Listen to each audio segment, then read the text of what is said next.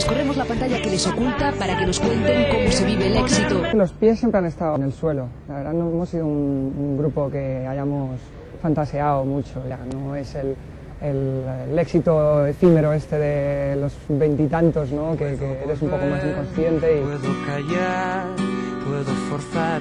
Con ellos vamos a comprar discos con los 6 miembros de Vetusta Morla. Superfly de Curtis Mayfield, un clásico. Juntos desde el colegio, juntos dando brillo a los temas durante 10 años, llamando a muchas puertas que no se abrían. Llamamos bien a los timbres correctos, pero no o sea, había, sí, muy bien, pero no había acción.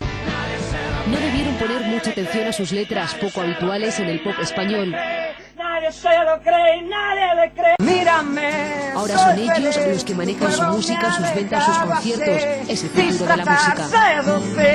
Ponerme guapo para ti, no sé dónde quedar.